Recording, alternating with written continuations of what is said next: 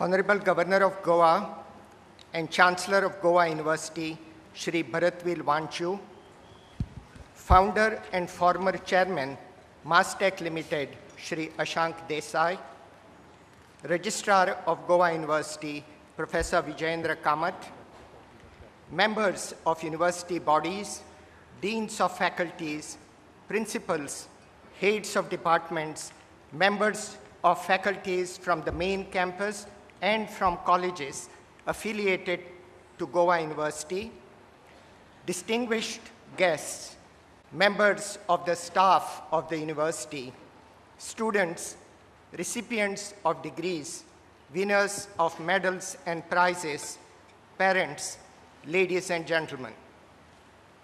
It gives me great pleasure to welcome you to this 26th annual convocation of Goa University. This convocation marks conferment of bachelor's degrees on 7,296 graduates, master's degrees on 1,053 postgraduates, and Doctor of Philosophy on 31 doctorates. In addition, we have 123 recipients of postgraduate diplomas. Altogether, 8,503 become recognized today as degree and postgraduate diploma holders of Goa University. I congratulate all those who are receiving their hard-earned recognition. You make your university proud.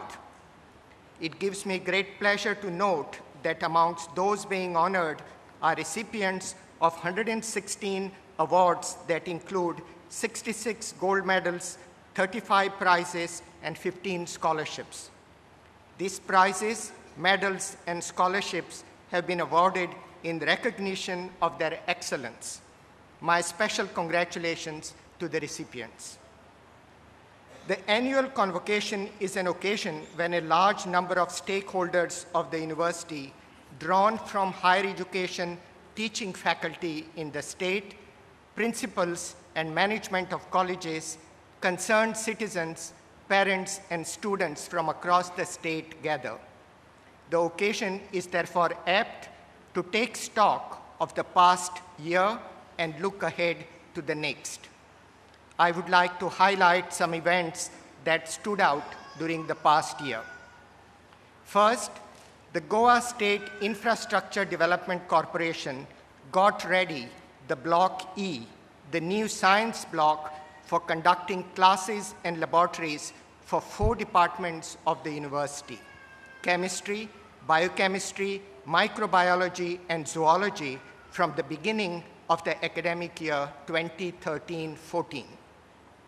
Though the building is not fully completed and handed over formally to the university, it has alleviated considerably the crunch that the university has been facing for quite some time for more classrooms and laboratories. Of course, challenges remain. This building's sophistication is significantly higher than what the university is used to. Therefore, its maintenance and repair will test the university's capabilities. Nonetheless, with this building and the plan to build a separate building for commerce and management departments gaining momentum, the university should be able to handle its need for education infrastructure in the near future. The university will now need to build a longer-term perspective to envision its campus and infrastructure development during the next few decades. Completion of Block E created an opportunity for the university to take stock of its annual intake of students versus the demand for postgraduate seats at the university. This led the university increasing its intake by about 30% this academic year, the intake increasing from 650 students in the master's program in 2012 to about 850 in 2013. The major drivers for this increase were the following. Department of Chemistry increased its intake from 36 to 72. The department also added a new option, analytical chemistry, in the options offered to MSc students. Department of Commerce added 35 more seats for their master's programs. Department of Computer Science and Technology doubled its intake in the MCA program from 30 to 60. The department also launched a new course, MTech in Computer Science, with intake capacity of 10. Department of Biochemistry launched a new course in MSc Biotechnology. The intake was 21. Another new course launched was in the area of Library and Information Studies with intake of 20. The increase in intake by almost a third was possible solely because faculties in these departments cooperated by accepting additional workload. The university remains grateful for this magnanimous act.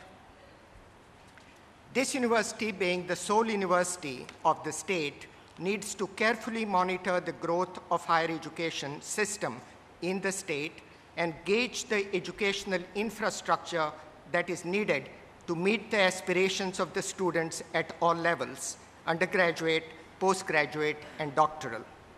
We need to put in place a system that monitors the need of the students of the state regarding the courses that need to be conducted, intake in these courses, and associated issues.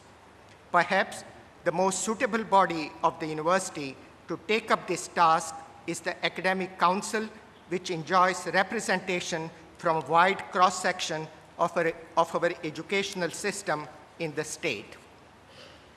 Growth of a university, either in terms of number of students it trains or the quality of education it imparts, is critically dependent on both the number of its teachers and their quality. For some time now, well over a third of its sanctioned strength of faculty on the main campus of the university has remained unfilled. The university coping with the shortage through temporary appointments of various sorts. This is not a desirable mode of working at a university. Goa University took a major step towards correcting this anomaly by advertising all vacant positions, over 70 of them, from the approved strength of 180.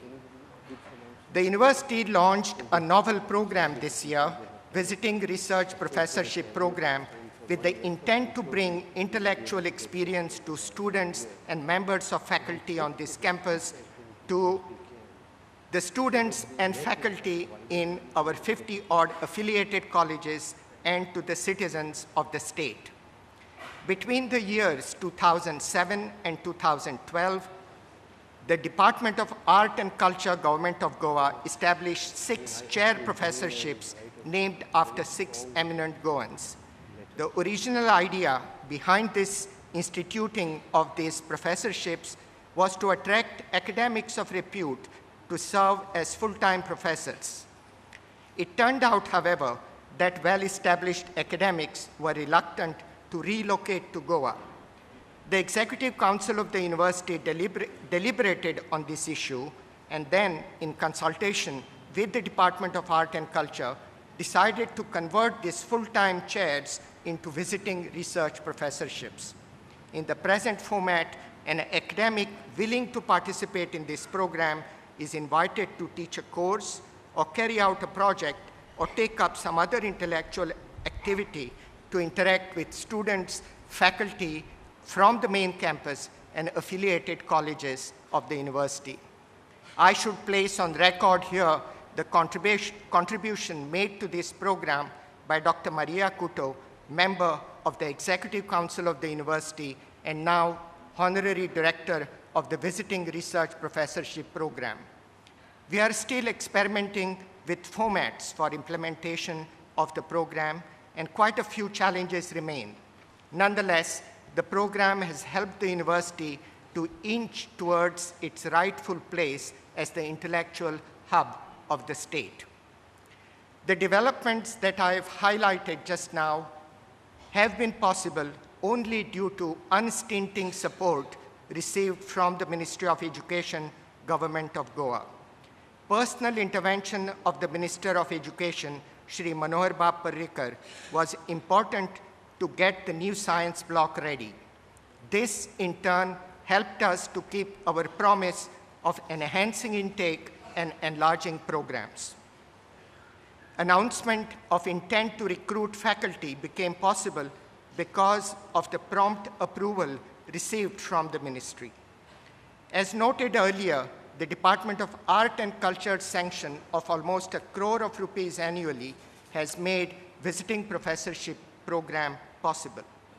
We are looking forward to such continued cooperation from the government of Goa to face the challenges and opportunities that we hope take up during the next year. Let me now share with you some of these. It is well known that Goa has done well to make higher education accessible to the citizens of the state, with about 1/3 of the age group 18 to 23 pursuing higher education, one of the highest such ratios in the country.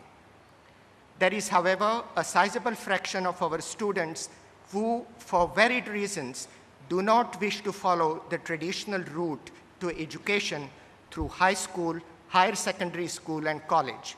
They, instead, wish to pursue careers based on acquisition of special skills and experience gained through employment. It is Goa's good fortune that we have educational institutions that respond constructively to such wishes of our students. The Agnel Technical Education Complex at Verna has created opportunities with impressive success for students wanting to pursue this different path to education and employment. The complex has now approached the university to grant recognition to opening of an institution equivalent to what is often described as a community college in the developed world. Goa University has in the past, from time to time, examined such a possibility. Now is the time to implement it in view of the projected deficit in skilled workforce of the country. A university can remain relevant only if it experiments with new methods of education, carefully gauge the impact, and evolves with what works for the larger benefit of the society. A challenge that the university hopes to take on this year is supporting community college-like institutions that, number one, can admit students without completion of higher secondary school, number two, impart skill-based education, and number three, give high priority to employability of their students on completion of a course. We believe that by granting affiliation to such institutions, Goa University will add vibrancy to its system of education and send a message that the university values employability of those who enter higher education system.